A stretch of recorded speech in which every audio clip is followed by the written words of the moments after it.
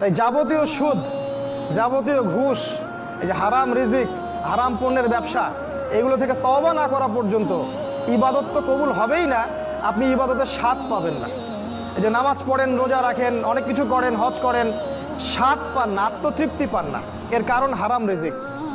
আর নবীজি বলেছেন শেষ জামানার অন্যতম নিদর্শন হচ্ছে মানুষ হালাল হারামের কোনো পরোয়া করবে না, যেভাবে পারে সেভাবে টাকা উপার্জন করবে। মেরে হোক, কেটে হোক, ঘুষ খেয়ে হোক, দুর্নীতি করে হোক, টাকা চাই, টাকা, অর্থ সম্পদ চাই। ভাবখানা এমন যে সে যেন পৃথিবীতে 1000 বছর থাকবে, 1 সেকেন্ডের মধ্যে সে পরকালে চলে যাইতে পারে, হুশটা তার নাই। আল্লাহ পাক বোঝার তৌফিক দান করুন, আল্লাহুম্মা আমিন। নবী সাল্লাল্লাহু আলাইহি ওয়াসাল্লাম আরো বলেছেন শেষ জামানার অন্যতম নিদর্শন হচ্ছে জিনা, মানে নারী আর পুরুষ অবৈধ সম্পর্কে লিপ্ত হবে। এখন দেখবেন ঘরে ঘরে জিনা। আর এই জিনার মাধ্যম কি? মাধ্যম ওই যে আপনার টেলিভিশন, আপনার ইন্টারনেট, আপনার ওই যে পরকীয়া, আপনার ছেলে নারী পুরুষের একসাথে চলাফেরা করা, ফ্যামিলিস্ট রেভলিউশন, মেয়েদের বেপর্দা হওয়া, একসাথে ছেলে মেয়েদেরকে পড়াশোনা করানো, এগুলো সবই জিনার কারণ।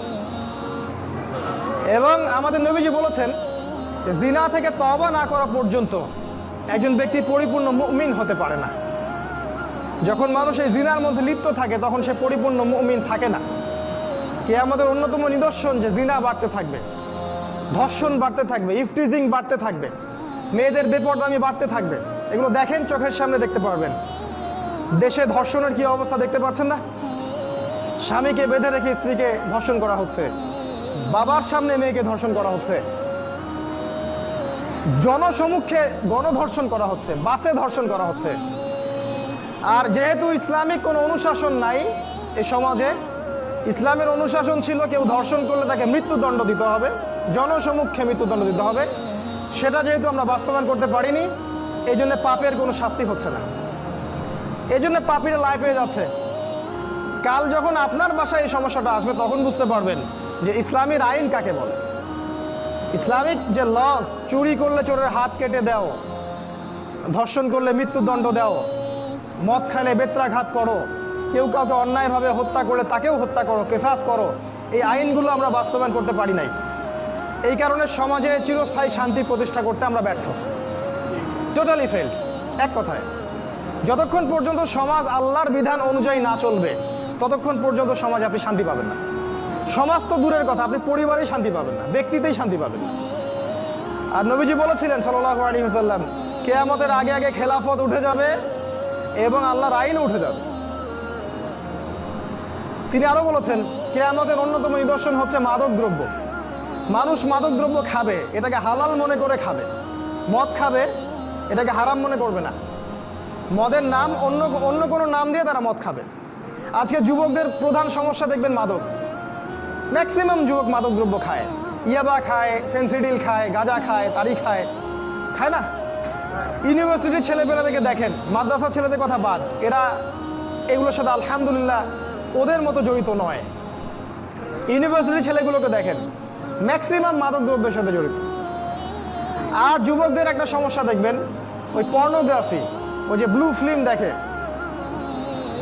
যুবকদের ভিতর একটা চেতনা থাকে, ইমানি দীপ্তি থাকে, এই চেতনাটাকে নষ্ট করার তাদের 2টা অস্ত্র ছিল।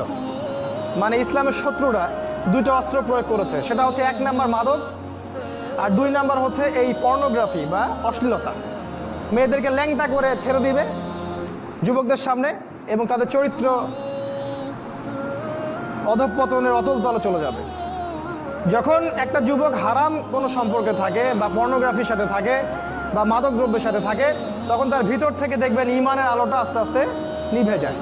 এই যুবক কখনো আল্লাহর রাস্তায় বের হতে পারবে না। এই যুবক কখনো নিজের জান মাল ব্যয় করে কাফেরদের বিরুদ্ধে জিহাদ করতে পারবে না, সম্ভব না। ওরা খুব ভালো করেই জানে যুবকরা আমাদের জন্য থ্রেট, মানে হুমকি। এই জন্য যুব সমাজের ইমানটা তারা নষ্ট করে দিয়েছে। সবই সুপরিকল্পিত। এই পুরো কাজগুলো নিয়ন্ত্রণ করা হচ্ছে পশ্চিমা সভ্যতা থেকে। আপনার আমেরিকা বলেন, ইসরায়েল বলেন, ব্রিটেন বলেন, এই ফ্রান্স বলেন, সবাই একসাথেই ইসলামের বিরুদ্ধে প্রোপাগান্ডায় লিপ্ত আছে। আর বিগত 100-200 বছর থেকে আমরা ঘুমাই আর হালুয়া রুটি খাই আর সেমাই খাই, আপোষে মারামারি করি, মসজিদ ভাগ করি, এই আমাদের কাজ। আর এগুলোকে আমরা বড় জিহাদ মনে করি।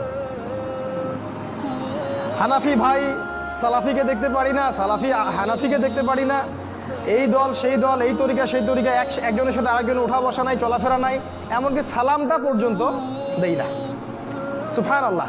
আমাদের নবীজি বলেছেন যে একজন ব্যক্তি জান্নাতে যেতে পারবে না যতক্ষণ না সে মুমিন হয়, আর ততক্ষণ একজন মুমিন হতে পারবে না যতক্ষণ একজন মুসলিম আরেকজন মুসলিমকে ভালো না বাসে।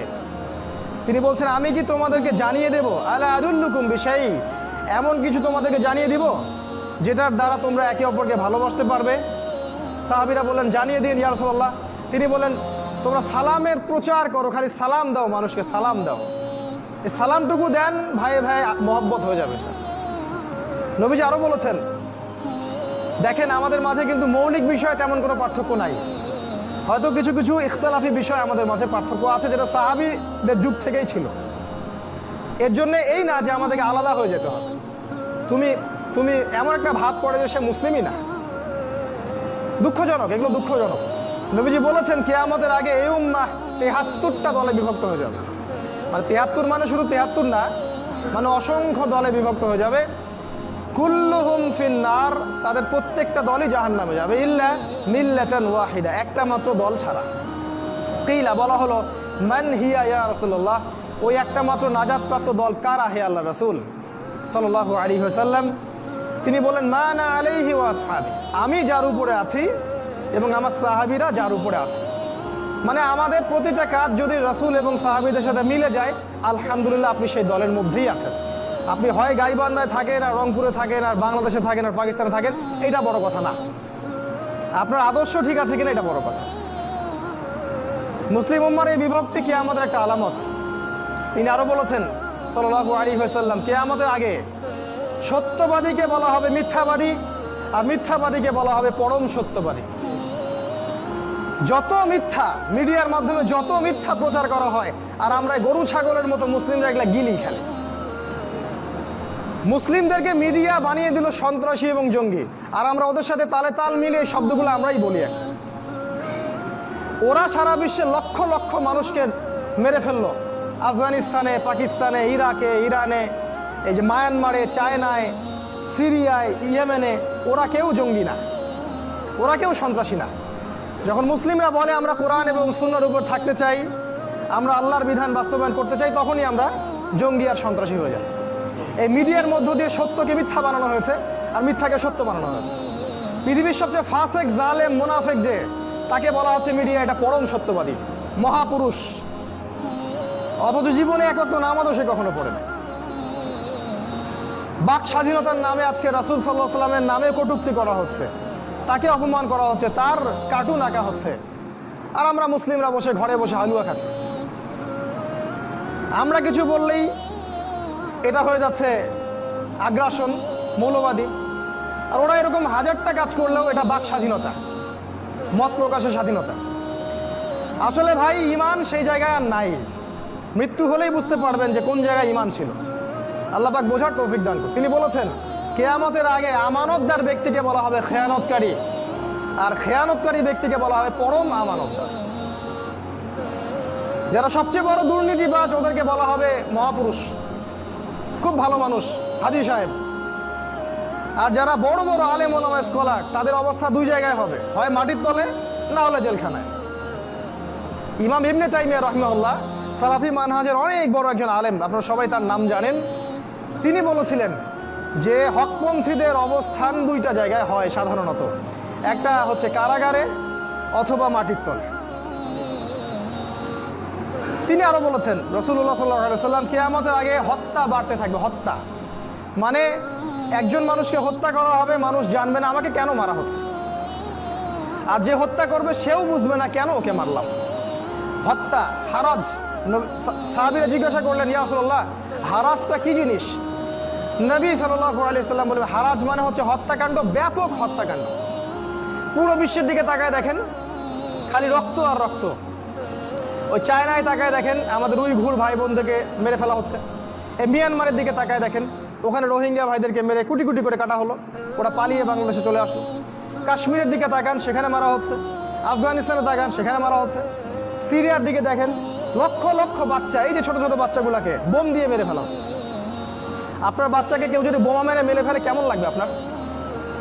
উম্মার সবাইকে আমরা নিজের মনে করতে পারি না, যে এই উম্মা আমার, এই বাচ্চাগুলো আমার, এই যুবক ভাইরা আমার ভাই, এটা মনে করতে পারি না।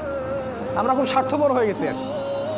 ইয়েমেনের দিকে তাকায় দেখেন, প্রায় 10 লক্ষ শিশুকে ওখানে না খেয়ে মেরে ফেলা হয়েছে। 10 লক্ষ শিশুকে। কয়টা দেশের উদাহরণ দিব? সারা বিশ্বের দিকে তাকায় খালি হত্যা আর হত্যা। আর এই কথাটাই ফেরেশতারা বলেছিলেন। আল্লাহ যখন আদমকে সৃষ্টি করতে চান, তখন ফেরেশতারা বলেছিলেন কি দরকার মানুষকে সৃষ্টি করার? পৃথিবীতে গিয়ে হয় ফাসাদ সৃষ্টি করবে, না হলে হত্যাপাত, রক্তপাত ঘটাবে। দেখেন মানুষ ওই দুইটা কাজই করে।